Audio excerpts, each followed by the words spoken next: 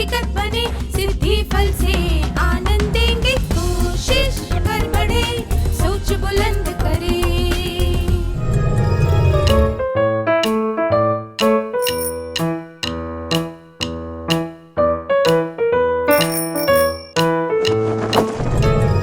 नमस्ते छात्रों, आप सबसे फिर से मिलकर खुशी हुई। आज के सत्र की शुरुआत एक कहानी से करते हैं।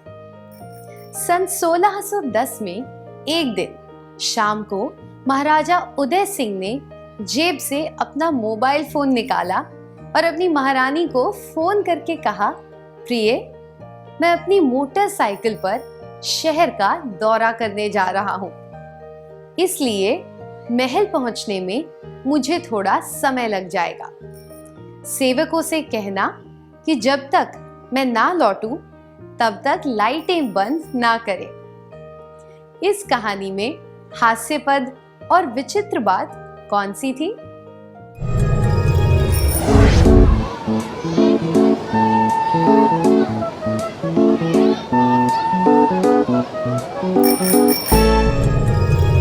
धन्यवाद। इस कहानी के बारे में विचित्र बात यह है कि 400 साल पहले रहने वाले एक महाराज को मोबाइल फोन का इस्तेमाल करते हुए बताया गया है।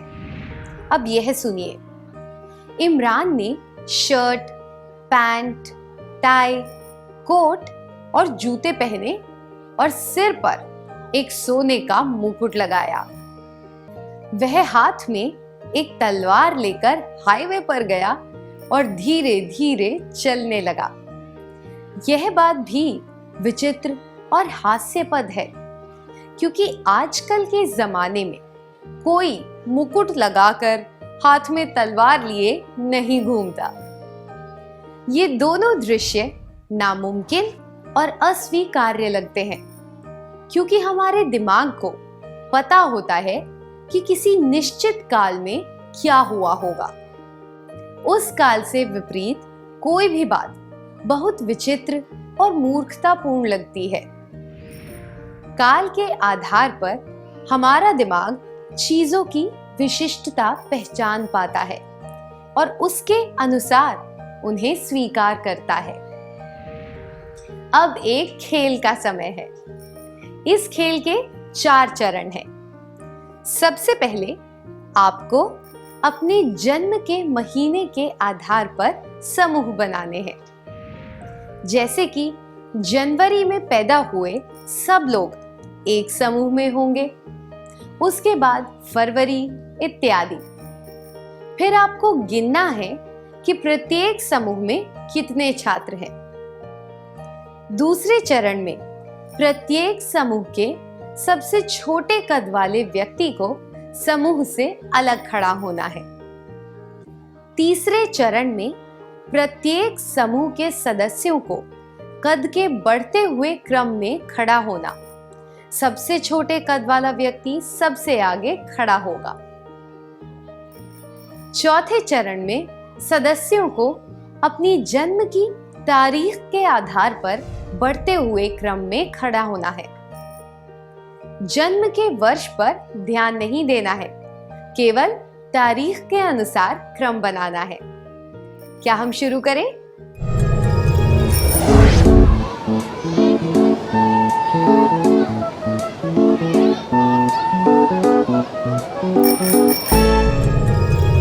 बहुत अच्छी तरह खेला, धन्यवाद। सबसे पहले आपने जन्म के महीने के अनुसार समूह बनाए। किसी चीज के आधार पर समूह बनाने को वर्गीकरण कहते हैं। इसके बाद समूह में सबसे कम कद वाला व्यक्ति अलग खड़ा हुआ। किसी निश्चित गुण के आधार पर किसी व्यक्ति को उसके समूह से अलग पहचान पाना, इसे विशिष्टता ढूंढना कहते हैं। तीसरा चरण है समूह में कद के अनुसार बढ़ते हुए क्रम में खड़े होना और अंत में अपनी जन्म की तारीख के अनुसार खड़े होना। जब चीजों को किसी इकाई जैसे कि समय, कद, चौड़ाई, लंबाई इत्यादि के आधार पर एक के बाद एक रखा जाता है तो उसे अनुक्रमण कहते हैं। मैं दोहराती हूं, जब चीजों को किसी इकाई जैसे कि समय, कद, चौड़ाई, लंबाई इत्यादि के आधार पर एक के बाद एक रखा जाता है तो उसे अनुक्रमण कहते हैं।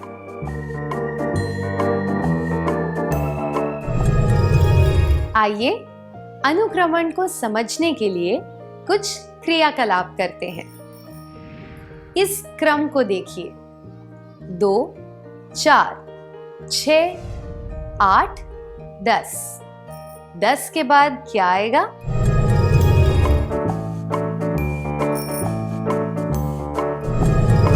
सही कहा, 10 के बाद 12 आएगा। ऐसा क्यों है कि यहाँ 12 के अलावा और कोई संख्या नहीं आ सकती? हमने देखा कि इसमें एक पैटर्न है। ये सारी सम संख्याएं हैं और इन्हें बढ़ते हुए क्रम में रखा गया है। इसलिए तर्क के अनुसार अगली संख्या 12 होगी। 2, 4, 6, 8, 10, 12। अब आपको स्क्रीन पर कुछ और क्रम दिखाए जाएंगे। आपको उन क्रमों के तर्क को समझते हुए क्रम में आने वाली अगली संख्या को पहचानना है। क्या आप तैयार हैं? 4, 8, 12, 16, 3, 9, 27, 2012, 2002, 1992।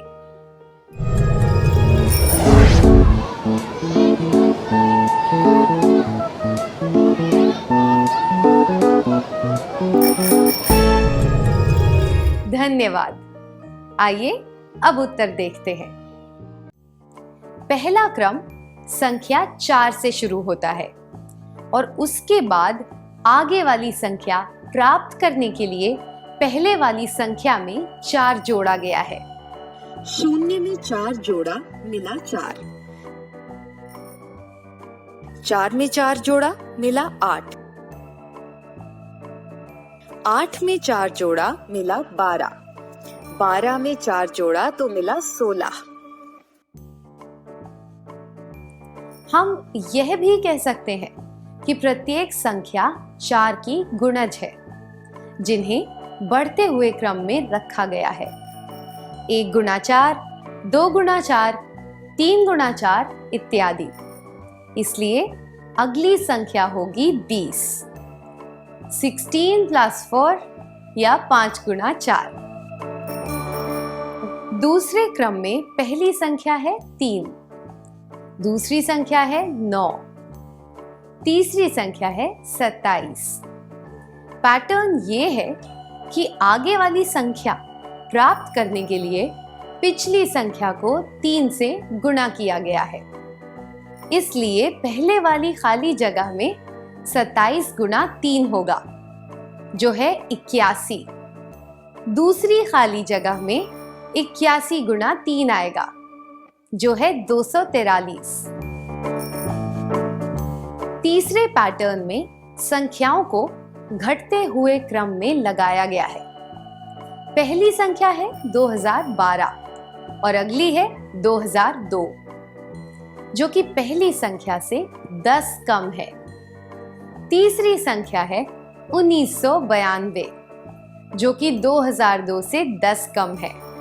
इसलिए पहली खाली जगह में 1982 आना चाहिए, क्योंकि 1992 घटा 10 1982 होता है। दूसरी खाली जगह में 1982 घटा 10 आएगा, जो है 1972। अब एक और क्रियाकलाप करेंगे। क्या आप बता सकते हैं कि अगली 2 खाली जगहों में तीर की स्थिति क्या होगी? शुरुआत में तीर ऊपर की तरफ है, या कह सकते हैं कि उत्तर की तरफ है, और उसके बाद उसे दाईं तरफ 90 डिग्री के कोण पर घुमाया गया, जिससे वह पूर्व की ओर इशारा कर रहा है। तीसरे चित्र में उसे फिर से दाईं तरफ 90 डिग्री के कोण पर घुमाया गया, जिससे वह दक्षिण की तरफ इशारा कर रहा है। इसलिए इसके बाद तीर को फिर से 90 डिग्री दक्षिणावर्त घुमाया जाएगा, तो वह पश्चिम की ओर इशारा करेगा। आखिर में उसे फिर से 90 डिग्री पर घुमाया जाएगा, जिससे वह अपनी प्रारंभिक स्थिति में उत्तर की ओर हो जाएगा। क्या अब हम एक और क्रियाकलाप करें? आपको स्क्रीन पर 4 वर्ग दिखाए जाएंगे, जिनमें अलग अलग आकृतियां बनी होंगी। चौथा वर्ग खाली होगा। आपको बताना है कि चौथे वर्ग में आकृतियों की स्थिति क्या होगी। आप तैयार हैं?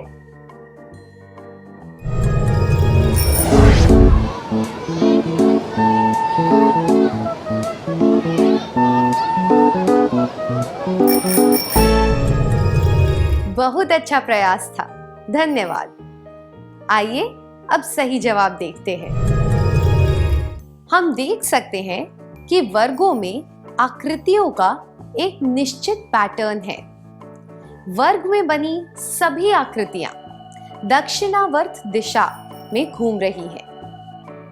इस तर्क के अनुसार चौथे वर्ग में आकृतियां इस तरह दिखेंगी। निश्चित क्रम वाले पैटर्न से हमें यह जानने में मदद मिलती है कि क्रम में आगे क्या आएगा। अब क्रियाकलाप द्वारा हम यह देखेंगे कि इन योग्यताओं का इस्तेमाल हम अपने वास्तविक जीवन में किस तरह कर सकते हैं। बस में सफर करके आप सबसे दूर कौन सी जगह गए हैं? क्या आप बता सकते हैं कि वह बस रास्ते में किन किन जगहों पर रुकी थी? आपको इन जगहों के नाम सही क्रम में बताने हैं। इसी तरह आपको यह बताना है कि जब आप रेलगाड़ी से किसी जगह गए, तब आपके शहर या गांव से शुरू होने के बाद रास्ते में कौन सी जगहें आई, यह भी आपको सही क्रम में बताना है। कृपया स्वेच्छा से आगे आ जाइए।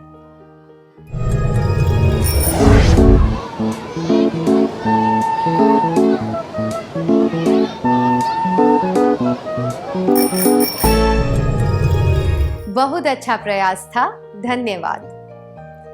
2 जगहों के बीच जो स्टेशन आएंगे, उनके क्रम को बदला नहीं जा सकता।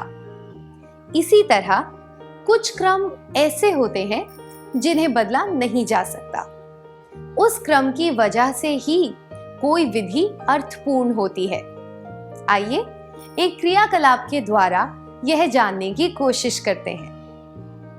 आपको स्क्रीन पर कुछ वाक्य दिखाए जाएंगे जिनका क्रम सही नहीं है।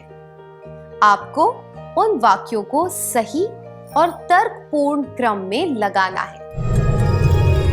इससे पहले वह एक वकील के तौर पर काम करती थी। विधानसभा में चुने जाने के बाद आपको बहुमत हासिल करना पड़ता है। वह नई मुख्यमंत्री है।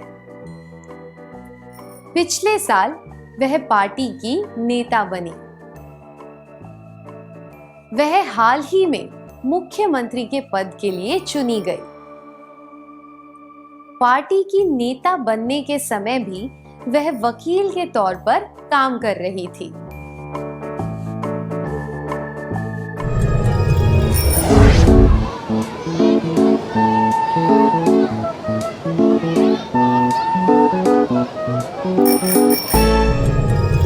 बहुत बढ़िया। क्या अब हम सही क्रम देखें? वह हाल ही में मुख्यमंत्री के पद के लिए चुनी गई। वह नई मुख्यमंत्री है। इससे पहले वह एक वकील के तौर पर काम करती थी। पिछले साल वह पार्टी की नेता बनी। पार्टी की नेता बनने के समय भी वह वकील के तौर पर काम कर रही थी।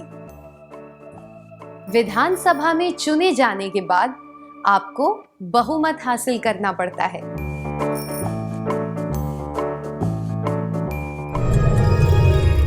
चुनाव में खड़े होने के लिए एक व्यक्ति को खुद की योग्यता साबित करनी होती है और पार्टी में नेता बनना होता है।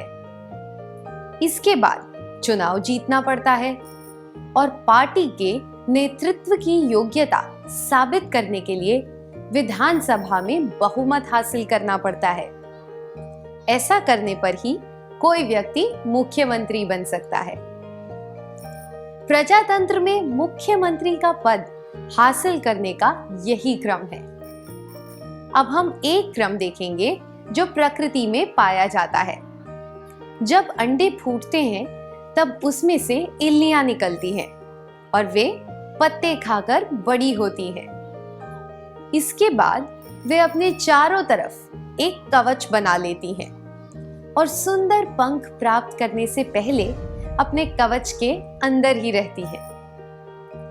तितली बनने के लिए उन्हें इन सब चरणों से गुजरना पड़ता है और प्रत्येक चरण पर कुछ आवश्यक कार्य करने पड़ते हैं जिनके बिना वे तितली नहीं बन सकती।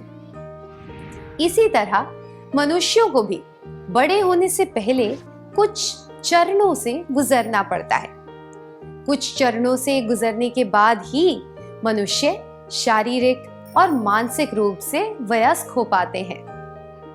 प्रत्येक चरण की कुछ जिम्मेदारियां होती हैं जिन्हें निभाना पड़ता है। अगर हम इस क्रम को बदलने की कोशिश करें तो बहुत गड़बड़ हो जाएगी। अनुक्रमण की मदद से हम प्रकृति की व्यवस्था को समझ सकते हैं। अनुक्रमण के फायदे। प्रकृति की व्यवस्था क्रम को समझने में मदद मिलती है। अब आपको स्क्रीन पर कुछ और चित्र दिखेंगे। आपको इनका सही क्रम पहचानना है।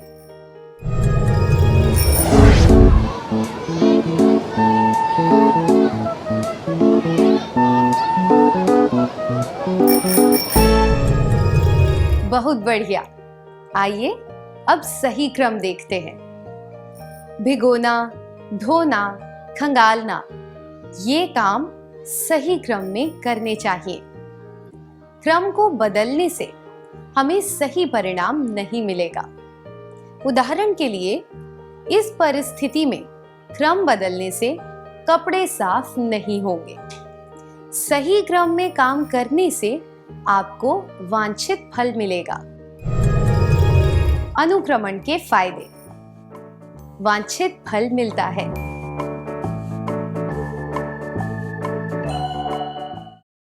करुणा सुबह देर से उठी। काम खत्म करने के बाद उसे स्कूल जाना था। उसकी माँ उसे जल्दी तैयार होने के लिए कह रही थी। करुणा कुछ देर के लिए रुकी और उसने कामों का सही क्रम बनाया। ऐसा करने से वह स्कूल जाने से पहले अपने सारे काम खत्म कर पाई। हमने इससे क्या सीखा? चिंता और परेशानी से बचने के लिए हमें अपने काम क्रम में लगा लेने चाहिए। अनुक्रमण से हमारे काम व्यवस्थित हो जाते हैं। अनुक्रमण के फायदे। काम को व्यवस्थित करने में मदद मिलती है। आइए अनुक्रमण का एक और फायदा देखते हैं। अगर आप शतरंज खेलना चाहते हैं तो आप किसी से कहेंगे कि वह आपके साथ खेले। आप शतरंज के बोर्ड को दोनों खिलाड़ियों के बीच रखेंगे और सफेद व काले मोहरों का चुनाव करेंगे। इसके बाद आप अपने मोहरे जमाएंगे। फिर आप खेलना शुरू करेंगे और सोच समझकर अपनी चाल चलेंगे। जिन प्यादों या मोहरों को आपने मार दिया होगा वे बोर्ड से हटा दिए जाएंगे।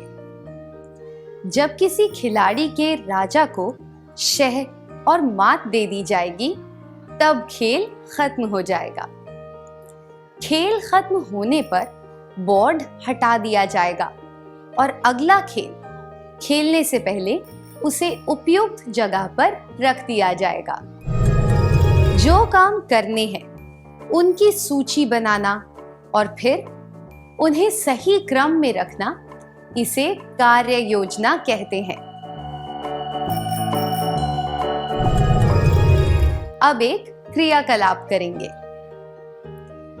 कादिर एक गायन प्रतियोगिता में भाग लेने वाला है जो कि उसके स्कूल में 10 दिनों बाद होगी।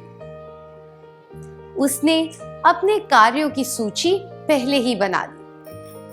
पहले खुद का नाम दर्ज करवाना, फिर गीत चुनना, गीत को याद करना, उसका अभ्यास करना, साज चुनना इत्यादि। उसने आज ही इन बातों पर काम करना शुरू कर दिया। वह इस बारे में अपने दोस्त मयंक के साथ चर्चा कर रहा है। क्या आप दोनों इस दृश्य का अभिनय करके दिखा सकते हैं?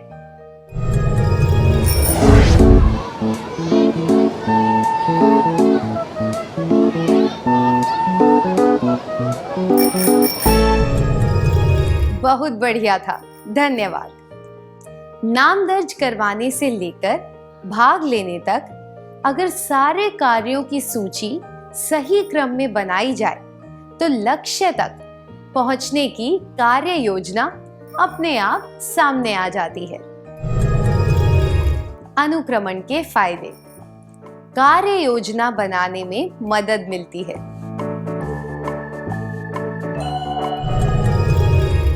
क्या अब हम आज के सत्र का सार संक्षेप कर लें?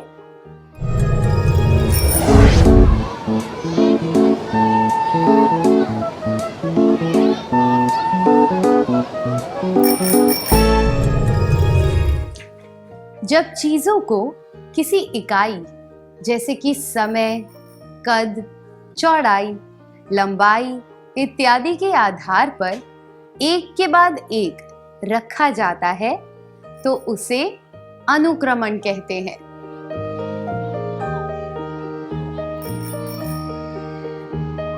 अनुक्रमण के फायदे। प्रकृति की व्यवस्था या क्रम को समझने में मदद मिलती है। वांछित फल मिलता है। काम को व्यवस्थित करने में मदद मिलती है। कार्य योजना बनाने में मदद मिलती है।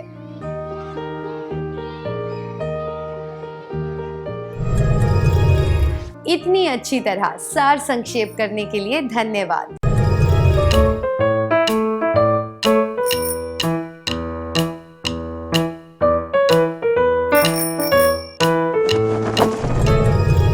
नमस्ते छात्रों, आप कैसे हैं? पिछले सत्रों में हमने वर्गीकरण, विशिष्टता बताना और अनुक्रमण के बारे में सीखा था। अब हम कल्पना करने के बारे में चर्चा करेंगे। पहले एक कार्यकलाप करेंगे। आपको अपने जन्म के महीने के अनुसार समूह बनाने हैं। अगर किसी समूह में 3 से कम सदस्य हो तो वे सदस्य अगले या पिछले महीने के सदस्यों में शामिल हो सकते हैं। उदाहरण के लिए, अगर फरवरी में केवल 2 सदस्य हैं तो वे जनवरी या फिर मार्च के समूह में शामिल हो सकते हैं। इसके बाद प्रत्येक समूह को एक समबाहु त्रिकोण बनाकर खड़े होना है और प्रत्येक समूह के सदस्यों की संख्या गिननी है। इसके बाद आपको वृत्त और आयत बनाने हैं।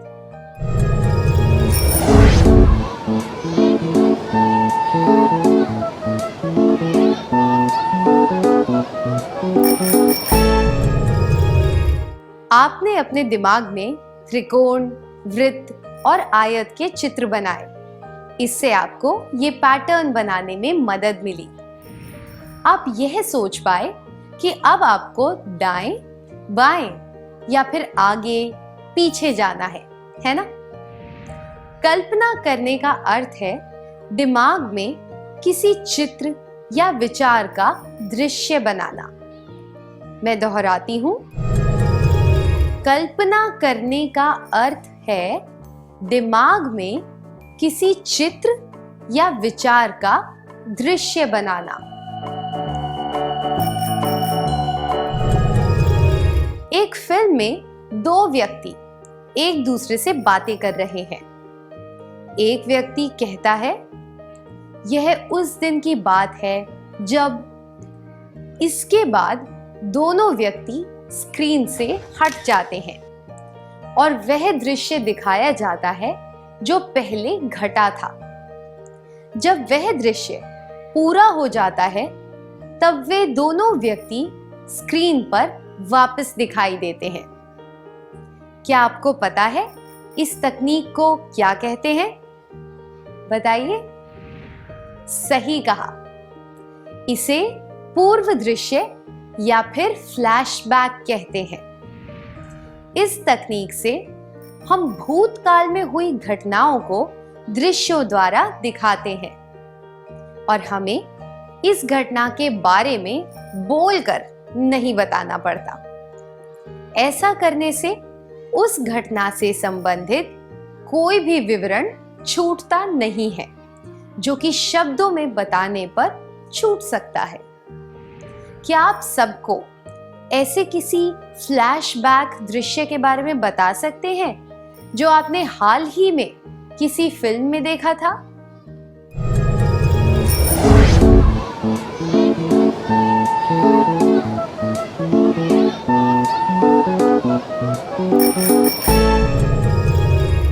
धन्यवाद। फ्लैशबैक केवल फिल्मों में नहीं बल्कि वास्तविक जीवन में भी होते हैं। उदाहरण के लिए, जब आप अपने दोस्तों को किसी नई जगह घूमने के अनुभव के बारे में बताते हैं तो आप क्या करते हैं? आप याद करते हैं कि आप कब निकले, आपका सफर कैसा था, आपने रास्ते में क्या देखा, उस जगह पहुंचकर आपको कैसा लगा इत्यादि। आप अपने अनुभवों के बारे में अपने दोस्तों को बताते हैं। आप उस दृश्य की कल्पना अपने दिमाग में करते हैं और ऐसा करने से आप उन अनुभवों को अच्छी तरह याद कर पाते हैं। कल्पना करने से हमें चीजें याद करने में आसानी होती है। आइए अब एक कहानी सुनते हैं। तान्या की आदत है कि वह सोने से पहले उस दिन हुई घटनाओं को याद करती है। एक रात उसने अपनी माँ की बातें याद की। उन्होंने कहा था, तुम्हें कितनी बार कहना पड़ेगा, तुम बार बार ऐसा क्यों करती हो? उसे याद आया कि उसकी माँ ने ऐसा क्यों कहा था। उस विस्तार से वह दृश्य अपने दिमाग में याद आया। उसने दूध उबलने रखा था और वह टीवी देखने लगी। उसकी माँ किसी काम में व्यस्त थी। जब उन्हें जलते हुए दूध की बदबू आई तो वे दौड़कर रसोई में गैस बंद करने गई और उन्होंने तान्या को डांट लगाई। तुम्हें कितनी बार कहना पड़ेगा, तुम बार बार ऐसा क्यों करती हो? तान्या को एहसास हुआ कि उसकी माँ का गुस्सा गलत नहीं था। उसने तय किया कि वह यह गलती कभी नहीं दोहराएगी। हमने इससे क्या सीखा? कल्पना करने से हम पिछली घटनाओं या कार्यों का विश्लेषण कर पाते हैं। भविष्य में गलतियां नहीं दोहराते।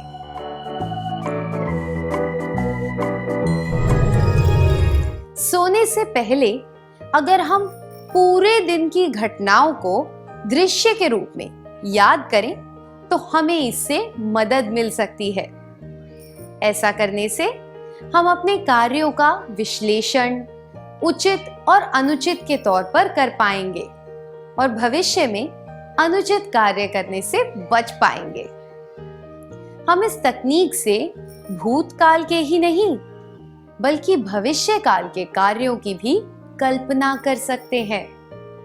आइए कुछ क्रियाकलापों के द्वारा इसके फायदे जानने की कोशिश करते हैं। प्रेमा के पास एक पालतू कुत्ता है। वह अपना कुत्ता दूसरे गांव में रहने वाली अपनी मौसी को दिखाना चाहती है। वह अपनी मौसी से मिलने जाती है और साथ में अपने कुत्ते को भी ले जाती है। बस में वह ऐसी जगह पर बैठी जहां 3 सीटें हैं। वह बीच वाली सीट पर बैठ गई और यह कल्पना करने लगी कि उसके पड़ोस में बैठे लोग क्या प्रतिक्रिया करेंगे। क्या आप तीनों स्वेच्छा से यहाँ आकर प्रेमा और उसके पास में बैठे लोगों का अभिनय करके दिखा सकते हैं?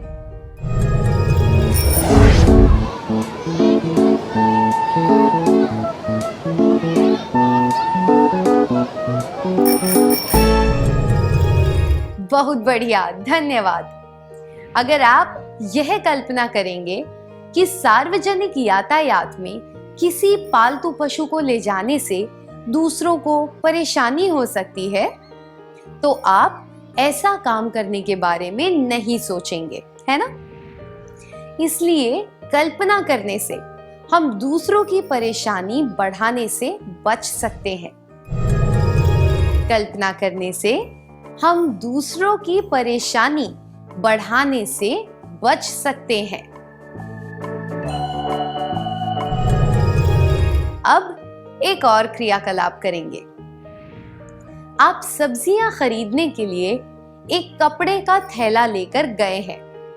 आपने नारियल, आलू, फली, गाजर, टमाटर, केले और अंडे खरीदे। क्या आप बता सकते हैं कि अपने थैले में आप सामान कैसे जमाएंगे ताकि सारी चीजें अच्छी तरह घर तक पहुंच जाएं?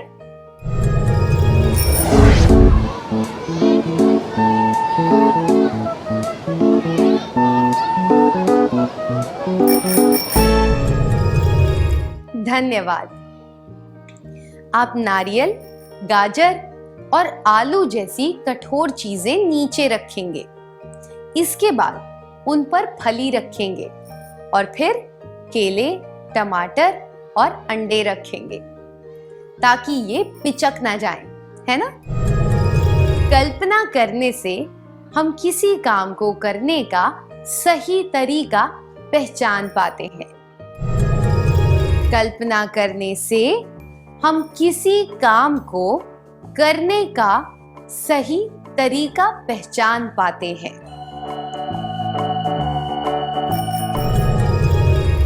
अब एक और क्रियाकलाप करेंगे। कला अपने भाई की साइकिल लेकर कुछ जगहों पर गई। अचानक उसका ध्यान बट गया और वह फिसलकर साइकिल से गिर गई। गिरने की वजह से साइकिल का हैंडल मुड़ गया और एक ब्रेक टूट गया। उसका भाई बहुत गुस्से वाला है और अपनी साइकिल का बहुत ध्यान रखता है। कला यह कल्पना कर रही है कि जब वह यह बात अपने भाई को बताएगी तो वह क्या कहेगा। यह तो स्वाभाविक है कि वह बहुत चिल्लाएगा। क्या आप में से कोई एकल अभिनय द्वारा यह दर्शा सकता है कि कला और उसके भाई के बीच में क्या बातचीत होगी?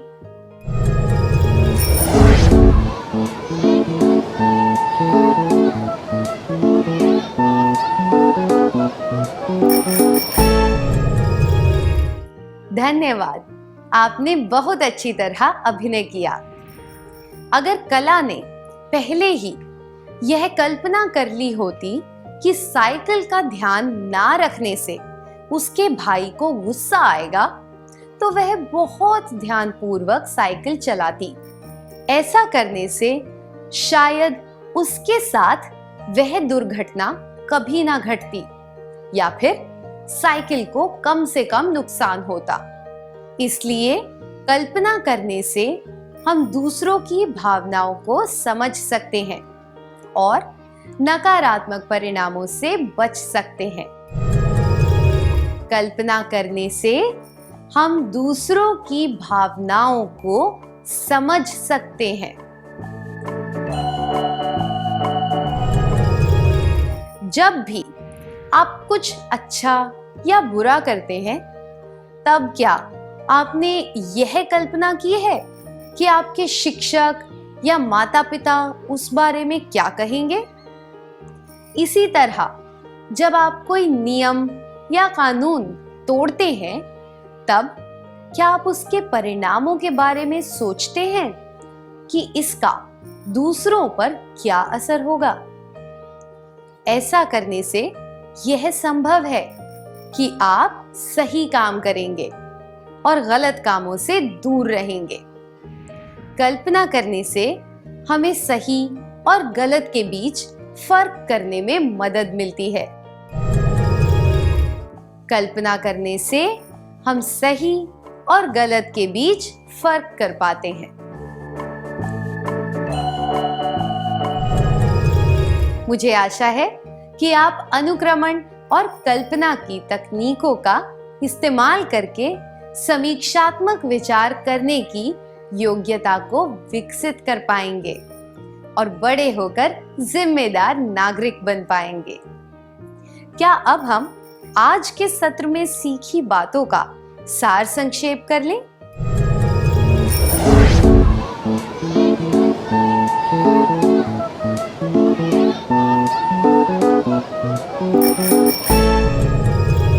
कल्पना करने का अर्थ है दिमाग में किसी चित्र या विचार का दृश्य बनाना।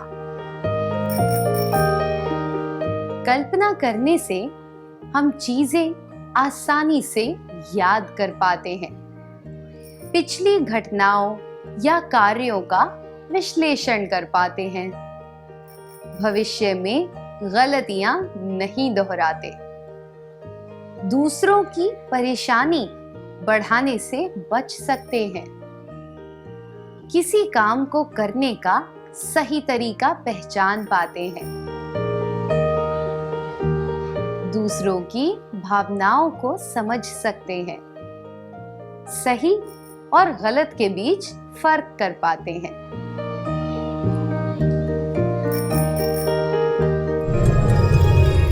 इतनी अच्छी तरह सार संक्षेप करने के लिए धन्यवाद।